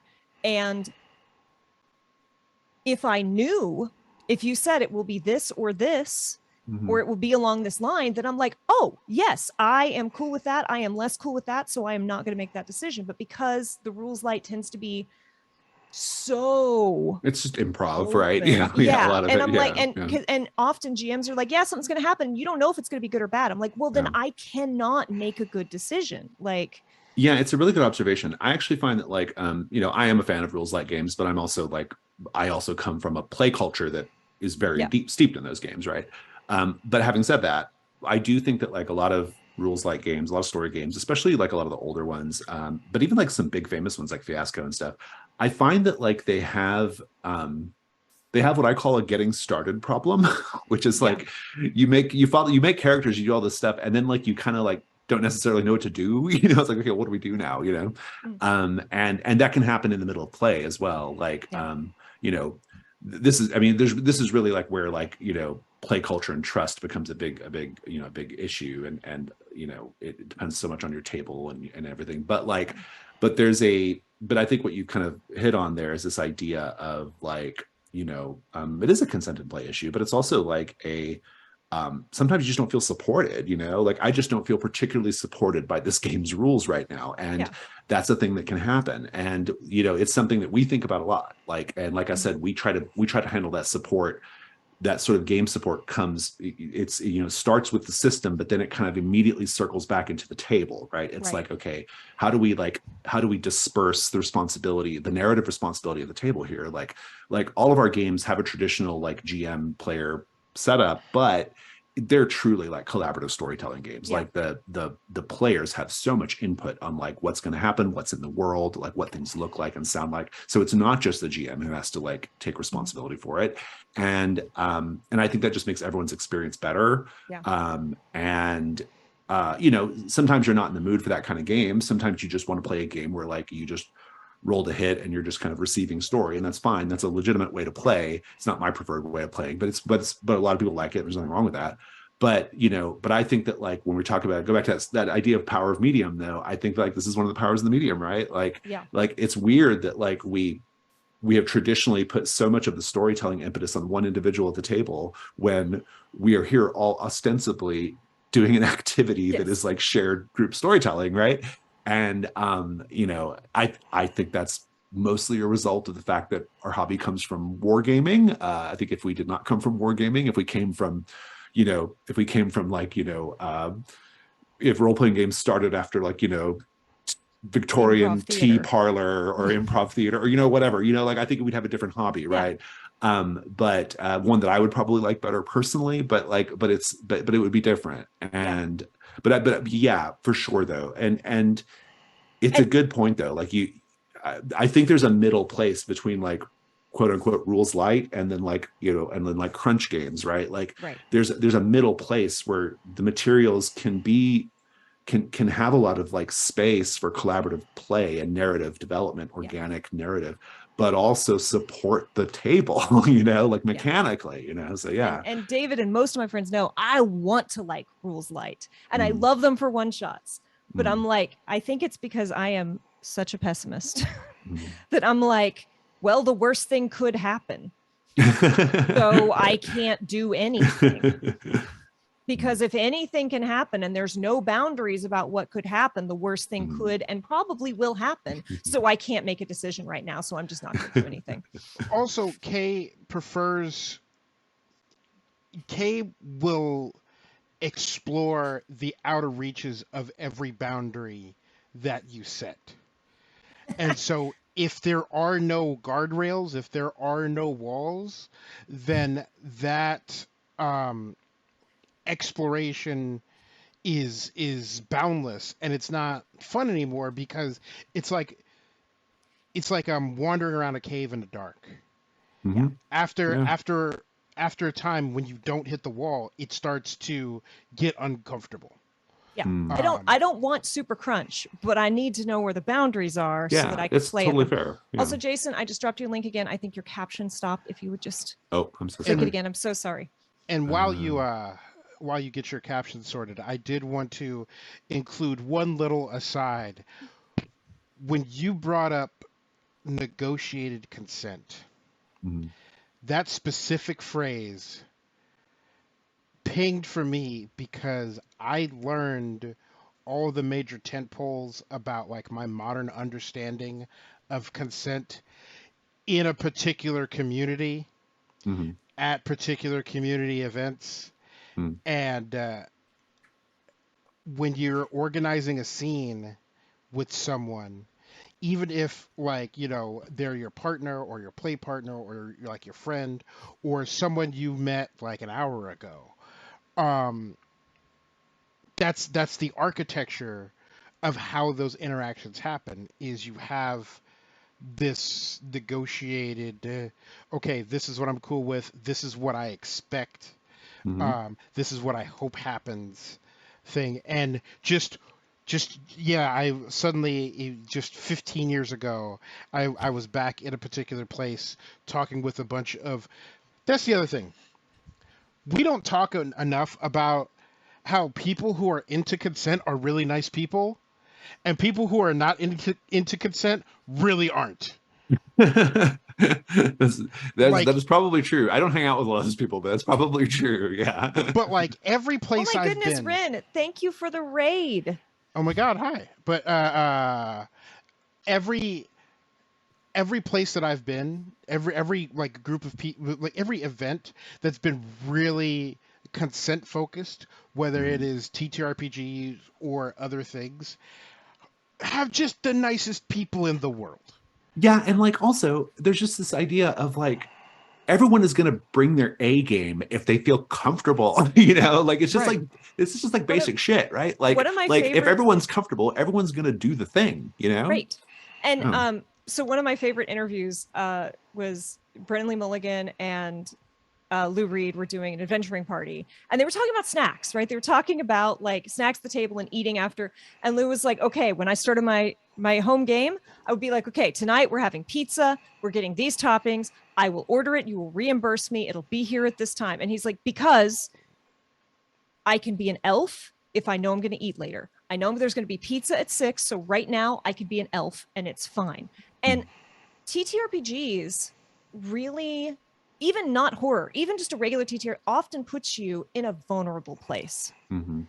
And if you don't know that you can be vulnerable, you are not going to be as You're not gonna vulnerable be, as you're you not. can Yeah, that's be. exactly right. Yeah. That's part of the reason we do 2 pages of like what this will be in the game and this will not for Godplane. Because if you are like, I'm worried that we might hit the, like, I want you to know these things will never be in it. Tick that off your list, right? Anything else you want not in it, tell me. If you can't handle spiders, cool, I can put in crabs. It's not an issue. Let me know what will allow you to push your limits. And the number of times people have been like, I'm in this game and I am comfortable and I'm having a great time. So push that barrier. I Yeah. know I said this was a Yeah. line. Do it. But I'm we're good. ready Yeah. for it. Yeah. And it's amazing how if you just respect people, they give you more. Shocking. I know. Yeah. And honestly, like some of the like the ickiest times I've had in gaming, is I'll be DMing something and I'll be like really leaning into something, and I'll see like faces start to drop and I'm like, yes, yes. And then someone's just like tap tap tap tap tap tap, bloop. Maybe less of the spider description, bro. And I'm like, yo, I did not know. And like I feel like a trash bag because like I I want to make people uncomfortable in the right way. Like Yeah. I Yeah. want to, because like someone once asked me, uh you're into these types of horror movies. Why are you into these types of horror movies? Because like anything like Christian occult, like I saw The Seventh Sign in like 5th grade. I was way too young, and I was just like, this is what I'm into. Yeah. Um, and like watching a movie about like demons and possession and everything is very different because there are no cops in that movie. Like I don't have Yeah. to worry about like the Yeah. police. Like Yeah. this is safe, comfortable fear. Like I Mm. could get a kick out of this. Like give me a demon possessing a dead body and breaking down my door any day, compared to like knock knock knock, we're the police. Like Yeah. it's a total different feeling. And so I don't want to give people the knock knock knock, this is the police feeling when I am GMing. And I don't want to give them that feeling when I'm a player either. Like, I don't want to generate an atmosphere where other people aren't having a good time. That makes me feel icky. And so, like, it's not a like you were talking about earlier, like consent rules and everything are not about like policing people's behavior or being a Debbie Downer. It's about maximizing the freedom and maximizing everybody's good time. And if you're not here so that everybody has a good time, then get out. Yeah, Yeah. absolutely. You bet. Exactly. So we did get a raid. Thank you so much again, Rin. New folks, welcome. I'm Kay. That's David. I don't know which side David's on today. We are the Chaotic Wholesome Presents. This is our talk show. We are here with Jason Cordova, who works at the Gauntlet Games and makes incredible horror TTRPGs filled with, as you probably guessed from the discussion you came in on, lots of consent, lots of really cool mechanical things to make everyone like comfortable at the table while also telling really fun spooky stories, and has everything from Brindlewood Bay, which is, I mean, Murder She Wrote with Cosmic horror. Yeah. cosmic horror. I was like, I lost the word cosmic, which is hilarious because I play in Starfinder most of the time. The analog one, Trophy. Public access. Public access. Gosh. Yeah. Public access, which is an awesome like cassette tape era analog horror. Trophy. Too many. David just dropped the link. Please check them out. We've had just an incredible chat about horror, character agency, different genres, the power of the genre. Like, to say, one of the things I love about TTRPGs is like I watch a horror movie, and I've watched a lot of them, and like there are jump scares, right? The spider jumps on your face, and that's scary. And then I really like the horror where, for whatever reason, the character can't move. They're tied up or they're frozen, and there's a spider crawling across them, right? But the thing I get to do in TTRPGs is put characters in the space where the player looks in the mirror, sees a phantom spider crawl across the mirror. They have to reach out, take the spider off the mirror, put it on their own face, and leave it there. Nice. Yeah, that's great. Awesome. So yes, chat, if you have, we're probably going to wind it down in the near-ish future. If you have questions about horror, about publishing, about making more negotiation and consent informed systems, if you have questions about innies, I don't know. If you have questions, now is the time to make sure you shout them out. As always, chat, you have been absolutely amazing. It has been great to see you. And Jason, you have just been such a delight. Oh, thank you. Yeah, it's really fun. I need to get 1 billion systems now. Yep. I love it. I love it whenever like I get to $300 over here at the Gauntlet. We got to talk about like my favorite subjects, which are like genre, safety tools, and my games. And so yeah, this has been nothing but good for me. I really think, like, based off what I've learned about how you all play and what you've kind of been doing lately, I actually really think you all would quite enjoy Trophy. I think that Trophy has it has this like it has this it kind of takes the fantasy, the idea of like fantasy adventuring and like treasure hunters and people going into places and subverting that and twisting it around and showing how that's actually really, if you think about it for even a minute, it's a fundamentally scary thing to do. Yeah. It's a fundamentally horrifying thing to do, right? You saw the news recently that these like hundreds of year old mummies in Mexico are infecting people? No, but that sounds amazing, and I want to go learn about that. That's incredible. Yeah, That'll teach you. That'll teach you. We derailed an entire episode with our discussion about our need and desire for a reverse Indiana Jones, where you are lost arcing the museums and taking back artifacts to return them to their mother countries. Yeah, I mean, that's the thing, right? Like I would say that Trophy is I wouldn't say it's like necessarily like, I don't think we intentionally wrote it to be like quote unquote like anti-colonialist, but it actually, the outcome is that, right? Like the outcome is very much like people going into a place that is much older than them, which they have no business being in order to plunder its treasures. And they're going to pay a price for doing that. They're going to pay a really bad price for doing that. And I love running trophy, especially for people who maybe are not accustomed to. In the Gauntlet, we call it the play to lose ethos. The play to lose style of play. There's fun there, right? Like there's something like, yes, everybody loves to win, and like that's what big long campaigns are for, right? Like you're playing to win, right? But it's also fun, especially in trophies, more shorter format, to play to lose, right? There's pleasure in death. There's fun in watching how a character not just like maybe they don't die, but they like lose control of themselves and they become one with the forest. This forest they were trying to plunder has actually plundered them back. That's why it's called trophy, because you're the trophy, right? Like you are the trophy, right? Yes. And there's a lot of like fun in that, right? Like, and I think it's this, what we talked about earlier about the possibilities of role-playing games and what kinds of things role-playing games can do. This is one of those kinds of stories that a role-playing game can do. I like to say that Trophy is the A24 horror movie role-playing game, right? Because that's what it is. It's this stark, operatic, terrifying, like pretty much always at 11 bad thing.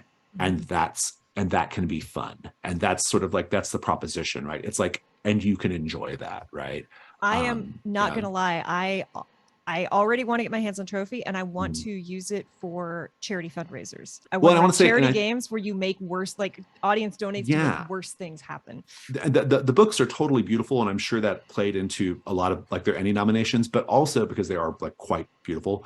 But like I also think that people like I think it got noticed because I think people respond to that, right? Like there is this, in role-playing games right now, there is this sort of like kind of like subculture of role-playing games going on where it's not about the power fantasy, right? It's not about like, you look at things like Morkborg or Mothership or, and I consider Trophy to be among those in that same sort of like, subculture of role-playing games, although Trophy is more story game than OSR traditional game like those games are. But like, but it's the same idea of not everything has to be a shiny, like high fantasy romance thing, right? Like you can tell grimy, nasty little stories about bad people and bad people getting their comeuppance, right? Like you can do that. Or maybe they don't all get their comeuppance. Maybe one of them doesn't even deserve to get their comeuppance, and that makes it even more horrifying. Like, what are they doing with those people, and why are they in this situation? Maybe some poor kid has to get on the submarine with his dad. Well, and one thing I haven't mentioned, David, too soon. Yeah, right. One thing I haven't mentioned is Trophy is actually 2 different games. Like the box set it's 3 books but 2 games. The third book is a setting book. But Trophy Dark is the one I've mostly been referring to. But there's this other game called Trophy Gold, which it's not doomed treasure hunters, it's desperate treasure hunters. And in that one, these are characters who they have an astounding amount of debt that they will never clear. They have this like drive that makes them want to go seek out treasures and seek out money, and it is mechanically almost impossible to acquire enough money to do it, and you are always on the verge of dying in complete anonymity and poverty. Like these are the kind of games we make at the Gauntlet. It's the reverse Animal Crossing. You make great games. Yeah, these are the kind of games we make in the Gauntlet. Like let's take role-playing games and interrogate what they can do and what kinds of feelings they can make you have. And so we made a game where you play the bad guys who are going to die, and you play desperate poor people who are probably going to still be poor at the end. Like that is what that's what Trophy is. And and I can't believe a game like that has gotten a Product of the Year nomination. Like it feels like an accident, but I'll take it. We're living in the end times, right? Like it's cool. Like we all do what we need to do to survive. And again, horror is healing. If you're living in a capitalistic hellscape, watching the people who've helped make this place horrible getting their comeuppance feels pretty good. Yeah, exactly right. Yeah. You get to be in Trophy. You get to be both the the perpetrators and the victims in Dark and Gold. So yeah, you get both. But yeah, these are the kinds of games we love in the Gauntlet. We love these. We love to like interrogate like big ideas, sometimes uncomfortable ideas, you know, and that's where, again, kind of going back to our safety tools discussions, where safety tools are really important, right? Because you don't get to do these kinds of stories, you don't get to have these kinds of experiences, and everyone's cool with it unless everyone understands what the boundaries are, you know. Right. So yeah. And yeah, David knows I am a very narrative story. I will throw everything away for the cool narrative arc, for the in-character decision. I will, but so much of the, again, rules light tends to either be the GM making a lot of decisions or roll tables. And especially like I have a hard time with vampire because I want my character to lose control at the time that is going to be most impactful. Like if you tell me you got to lose control in the near future, I will make it worse than what the dice will do, right? That is, I want that. And so this system of negotiating is so, that speaks to something on a cellular level. You've pinged something for me there, Kay, which is this another thing that I focus on in my design a lot, which is this idea of like cinematic gameplay and cinematic storytelling, right? And when I say cinematic, what I mean is, you know, we don't have to see every little detail of the characters' lives. We just have to see the big important moments of their lives, right? Exactly. And so in my game, The Between, which I haven't talked about much yet, but The Between, which is kind of a companion game to Brindlewood Bay in a lot of ways. They take place in the same universe for one thing, but also they are just mechanically very, very tied together. But this is the one about Victorian era monster hunters. And in that game, you are forbidden, both in character and out of character, from talking about your character's backstory. You cannot talk about your character's backstory. You are only allowed to talk about your character's backstory when you are prompted to do so by the game's rules. There are certain ways that you can do that. And on your character sheet, you actually have some like little prompts that like kind of help you develop your backstory, but you can't talk about them until you are mechanically to do it. And it happens mechanically when it's impactful in the story, right? So that's when you get to reveal your backstory through flashback. And again, it kind of goes back to what I said earlier about how like I like to take the ways that I like to play at the table and mechanize it and make it into system, right? And that's what the Between does that. And it's always kind of funny when because character backstory is one of the fun things about role-playing games, right? It's something people love to do, and I get that. But it's always interesting whenever I play with people who've never played The Between, and they're like, wait, we can't talk about a character's backstory, we can't say anything about them. We're like, no. They don't know anything about each other. They are mysterious people brought together for the purpose of hunting monsters, literal and serial killer type monsters in London. And you don't know much about each other, but you're going to learn eventually. And we're going to learn as players eventually. And it's going to be done in a cinematic way. And I just love that. And to me, that's like, you know, it's like that's a reason to turn up, you know, like I want to show up every session because I want to know more, you know, I want to eventually learn how did your character become a witch? How did your character, like, why did they run away from America and end up in London? Like, I want to, you know, I know that's what happened to you, but I don't know why, you know, and we're going to learn it.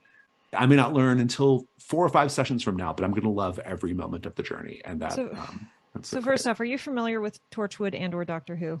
Doctor Who, yes. Oh, well, yeah, I know Torchwood from Doctor Who, I guess. I've never watched it, though.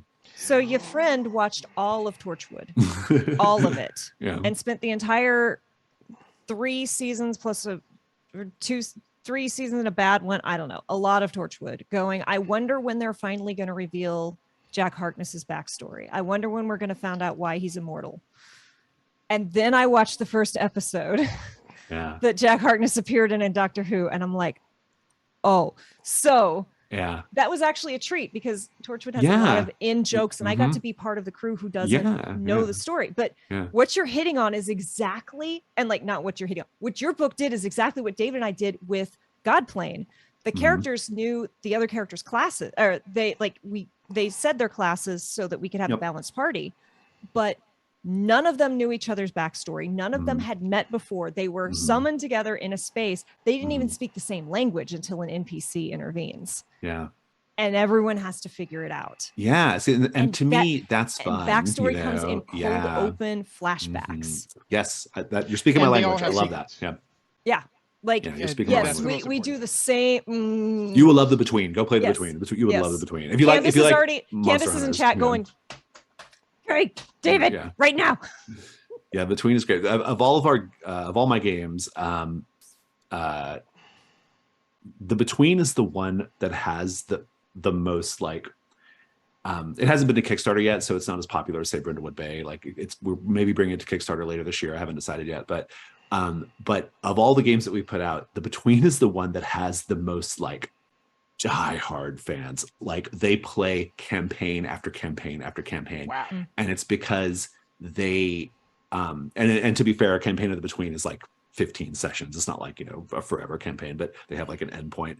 But they play one after the other, partially because the mysteries and stuff are very replayable, but also there's this like The Between is very sexy. The Between is very it's very sexy. Like I don't know if like sexiness is a thing you want in role-playing games, but the Between is there to give it to you. It's very role-playing sexy. Game is not sexy, then what is even? Yeah, all the NBs in my chat are just like, wait, what? Yeah, The Between is so sexy. It's so sensual. It's so like and it doesn't mean like sex, it's sexy, right? Like it's just it's sensuality. It's like it revels in like description and touch and fashion. Like you like when you're making your character, you have to pick these like fashion options. Yeah, like that's it. We gotta get urban here. Yeah. It's this game, and so it has this like really like in our spaces, it's like it's got a very very hardcore dedicated following because it's just speaking to a certain type of gamer that I think a lot of games don't speak to, there are not a lot of games that like so openly embrace like sexiness like The Between does, right? Like it's there on the tin. It's like, you know what? You are sexy monster hunters in London, right? Like that is the deal. But it's also scary because it's a game I made. Like it's also like got horror elements, but and sexy so scary is the best kind of sexy. Like, that's exactly right. Yeah, like eroticism and horror are one chromosome away from each other. They are almost, like there's not much separating. Dracula didn't bite the neck for no exactly. reason. Yeah.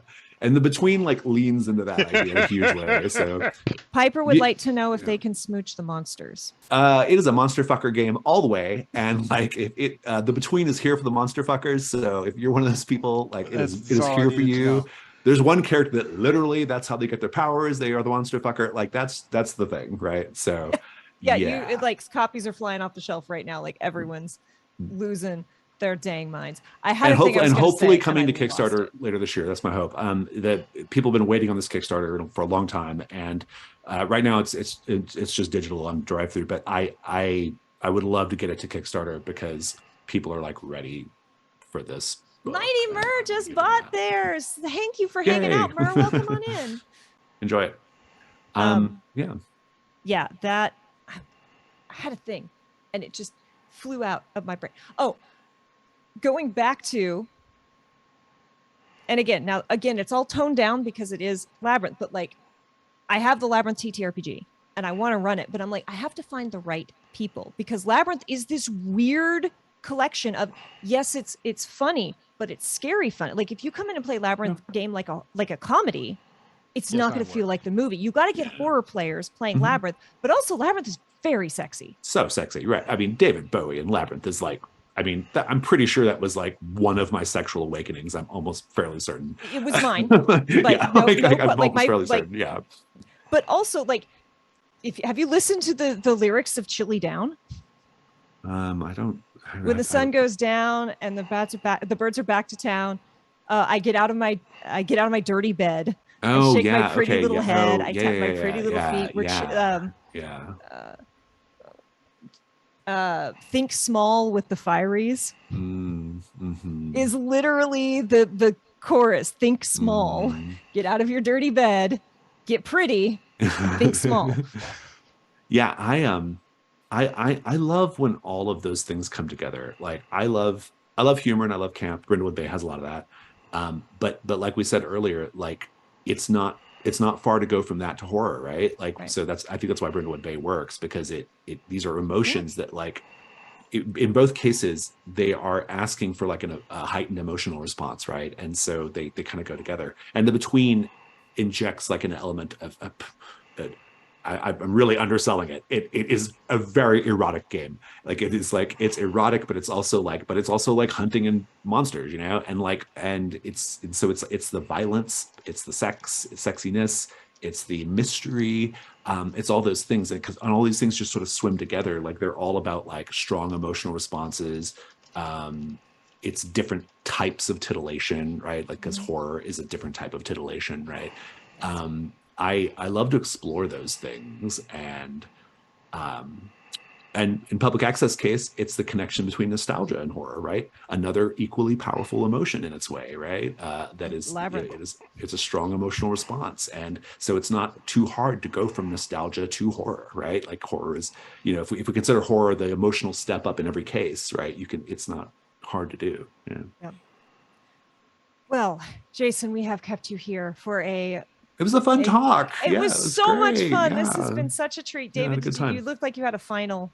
So I need you to know that, like, usually we have people on, and I have a whole list of, like, questions that I draw up ahead of time to ask them, and you completely destroyed any attempt I had at making an interview because we were just talking the whole time. Yeah. So you're going I told you before we started, I was like, I like being on the mic, so, like, don't worry about me. This was so easy. Yeah. This was so much fun, and we all had so much common ground. Like, because when I'd reached out, I'd looked over your stuff and I'm like, this is the stuff that we like. This is the stuff that our audience likes. You know, this is going to be good. But if you want to get one of my games on the stream, let me know how I can support you, because I absolutely will. So we would love, I've already, just from chat, I think I've got at least 2/3 of a party ready to play Monster Hunters. Like, no question. And welcome on in, Chris. I think we're just wrapping up. Yes, please. I would perish to play this, says Piper. Candace says, "Hey, please," in all caps. Yeah, Rex raised his hand. One thing that might be, I don't know if this is something you can share, but like all of our passionate between players are in our Discord server. So absolutely. I'm happy to grab a link real quick. Please do. We will drop it in chat. Oh, I'm glad to hear your internet's getting better, Vivian. Poor Vivian. I've needed to run a TTRPG for Vivian, 5 ever, but their internet is just, and I have a strong understanding of internet woes. Let me tell you about my flabbergasted. All the people who are volunteering in chat right now know that what you're signing up for is not one game but 2. One that Kay runs on the stream, and the other that David runs offline. Offline, and I have a feeling the offline one is the one that, like, I would play in both, but I think the offline one is the one where I would be like, Do you know what we do, David? Candace, Piper, do you know what we do? We finally take Jen up, and we make this the one that's behind Jen's paywall. Yeah. Ooh. One of our friends does in SFW stuff, has a ton of performers who are like, I want to do a sexy game. We can't do it on Twitch. What do we do? And she's like, I have the infrastructure. Let me run a behind a paywall sexy game. Yeah, it's good. Like, David, I'll bet you all we get safety tools on the table, even in a private game. But I'll tell you what, I'll bet you we could get Katiosaurus in on this one. All right. Yes, I dropped the link to the Discord if you are looking for people to. I love.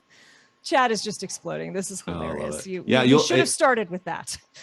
Our Discord is loads of fun. It's a busy Discord, but it's chill and everybody's very friendly and nice. So it should be okay. So thank you again. As we close it out, tell us, just again who you are, what you do, where we can find you, and how we can support you. Because clearly everyone needs all of the games. I love it. My name is Jason Cordova. I am the founder of the Gauntlet and the head of Gauntlet Publishing.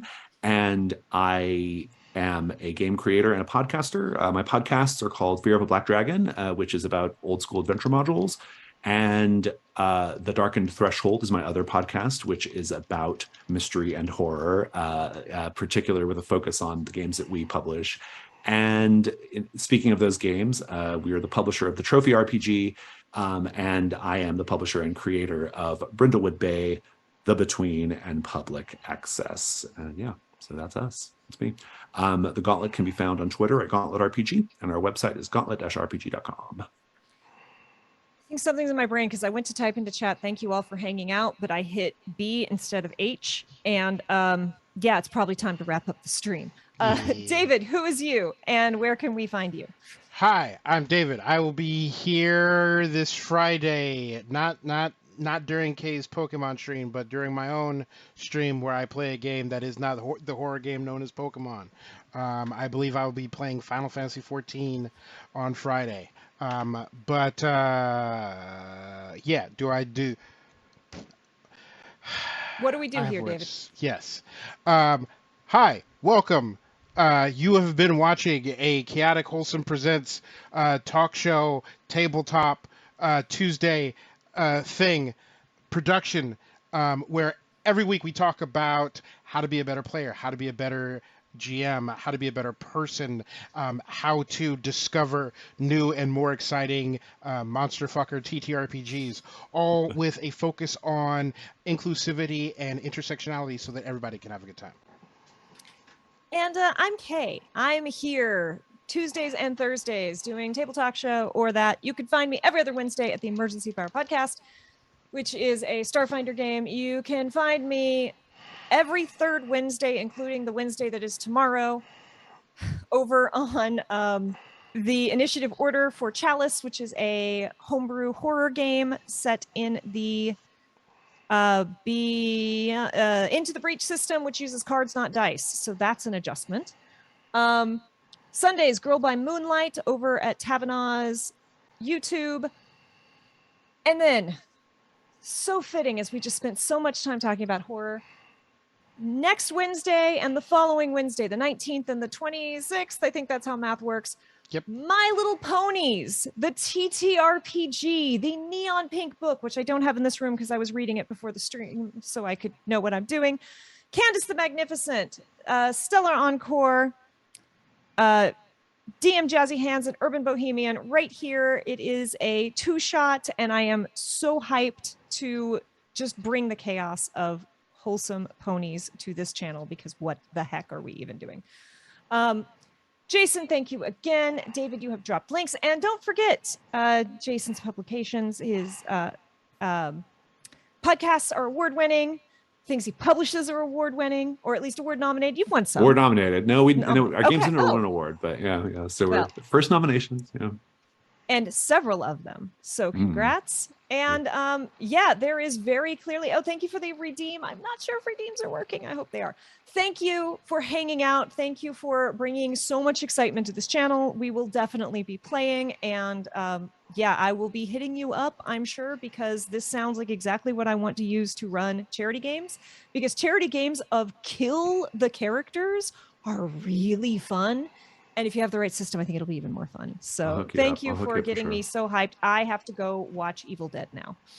Yeah. Thank you again. Remember, be excellent to yourself, be kind to others. We will see you next time.